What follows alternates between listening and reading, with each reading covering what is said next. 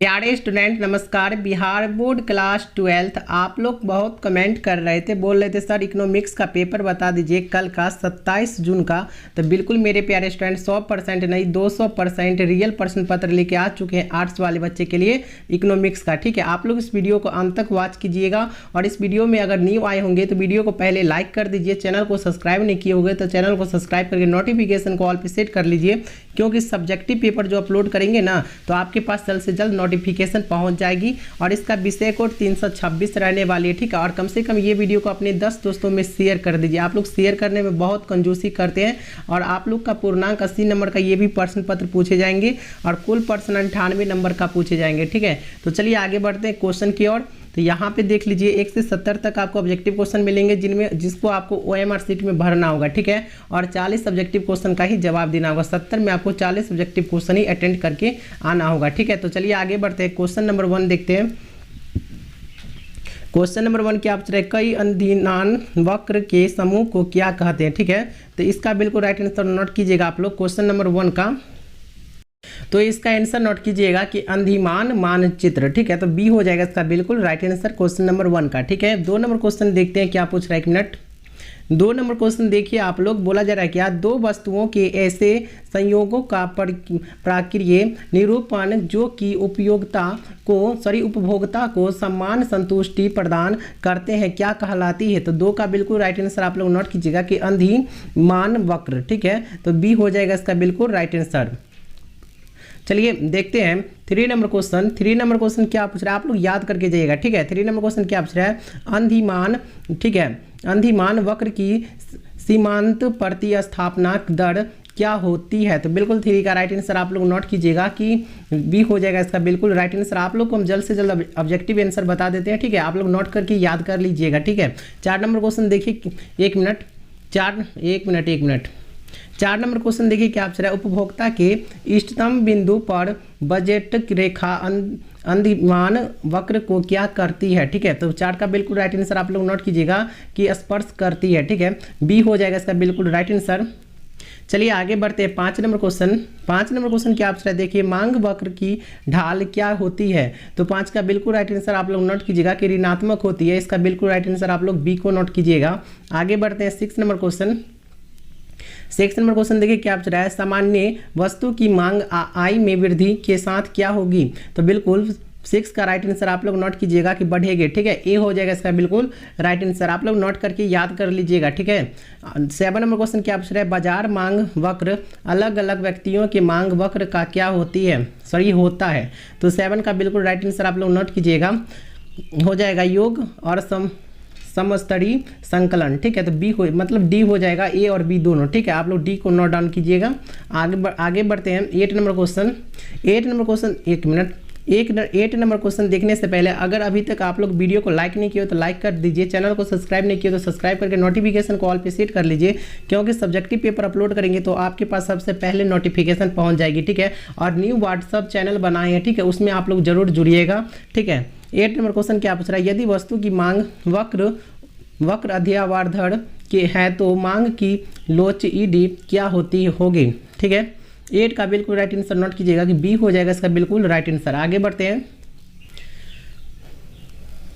9 number question देखिए क्या पूछ रहा है, एक रेखीय मार्ग वक्र जिस बिंदु पर एक्स अक्ष को काटता है वहाँ गोंग की लॉन्च का मान क्या होता है। तो 9 का बिल्कुल राइट आंसर नोट कीजिएगा, ए हो जाएगा इसका बिल्कुल राइट आंसर। आगे बढ़ते हैं 10 नंबर क्वेश्चन देखिए क्या पूछ रहा है, मांग वक्र का समीकरण पी क्यू बराबर ई, जहाँ पी मूल्य क्यू मात्रा और ई स्थिर है, इस मांग का वक्र का क्या आकार होगा। तो बिल्कुल 10 का राइट आंसर आप लोग नोट कीजिएगा कि आयताकार अति परवलयीय। ठीक है, बी हो जाएगा इसका बिल्कुल राइट आंसर। चलिए आगे बढ़ते हैं 11 नंबर क्वेश्चन। 11 नंबर क्वेश्चन देखिए क्या पूछ रहा है, अर्थव्यवस्था किसका उत्पादन करती है। तो बिल्कुल 11 का राइट आंसर आप लोग नोट कीजिएगा जी, हो जाएगा 11 का वस्तुओं का और सेवाओं का। ठीक है, मतलब ए बी दोनों, डी हो जाएगा इसका बिल्कुल राइट आंसर। चलिए 12 नंबर क्वेश्चन देखते हैं क्या पूछ रहा है, बोला जा रहा है क्या, मूल्य निर्धारण एवं उपभोक्ता व्यवहार का अध्ययन किस अर्थशास्त्र के अंतर्गत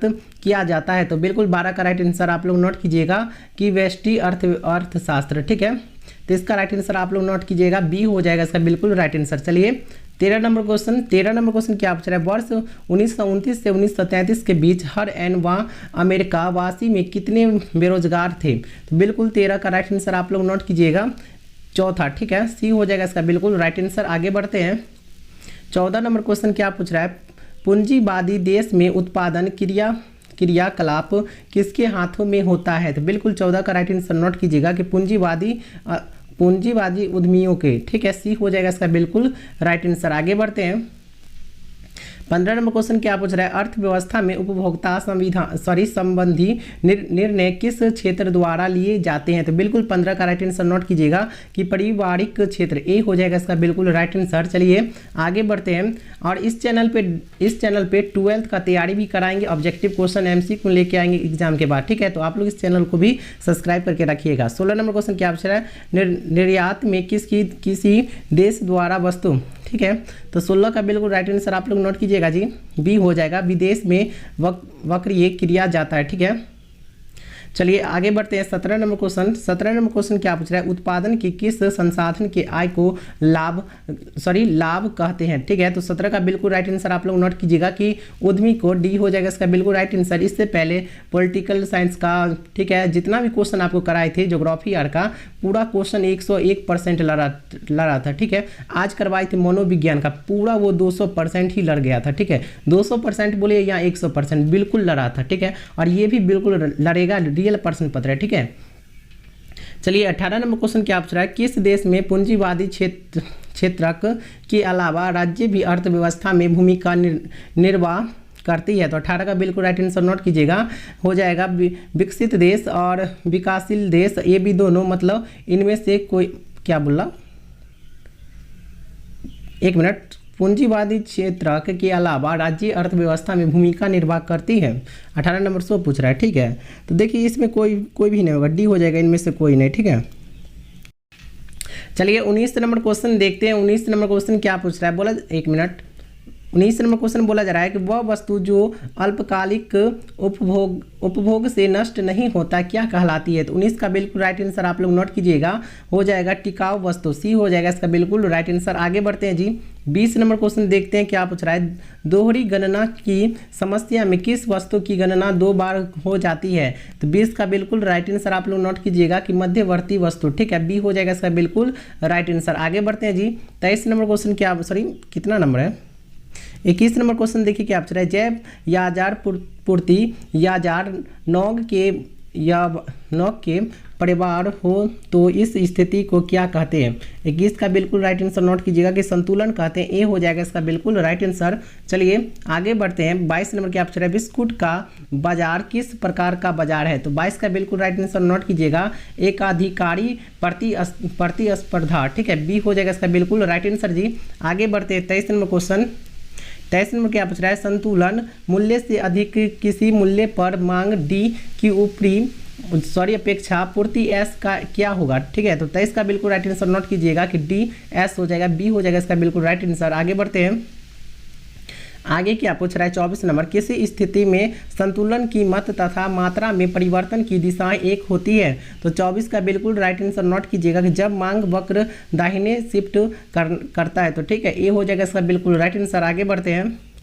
26 नंबर क्वेश्चन क्या पूछ रहा है, फर्मों का बाजार में प्रवेश और बहिर्गमन कब रुकेगा, ठीक है। तो 26 का बिल्कुल राइट आंसर नोट कीजिएगा कि जब फर्में सामान्य लाभ अर्जित कर रही हो, ठीक है, बी हो जाएगा इसका बिल्कुल राइट आंसर। आगे बढ़ते हैं जी। 27 नंबर क्वेश्चन देखिए क्या पूछ रहा है, बोला जा रहा है निम्न निर्धारित कीमत नीति से किसकी समस्या उत्पन्न होती है। तो 27 का बिल्कुल राइट आंसर आप लोग नोट कीजिएगा कि अधिपूर्ति की, ए हो जाएगा इसका बिल्कुल राइट आंसर। चलिए आगे बढ़ते हैं। 29 नंबर क्वेश्चन, 28 नंबर क्या पूछ रहा है, ऐसा बाजार जिसमें उपभोक्ता और फर्म दोनों कीमत स्वीकारताओं हो क्या कहलाता है। तो बिल्कुल राइट आंसर नोट कीजिएगा, 28 का बी हो जाएगा, पूर्ण प्रतिधारणा, ठीक है, बी हो जाएगा इसका बिल्कुल राइट आंसर। आगे बढ़ते हैं।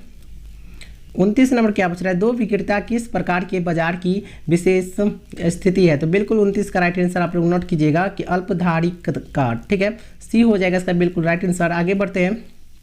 30 नंबर क्वेश्चन देखिए क्या पूछ रहा है, एकाधिकारी प्रतिस्पर्धा किसके कारण उत्पन्न होती है? तो बिल्कुल 30 का राइट आंसर नोट कीजिएगा, बी हो जाएगा इसका बिल्कुल राइट आंसर, जाति वस्तु के कारण। ठीक है, चलिए आगे बढ़ते हैं।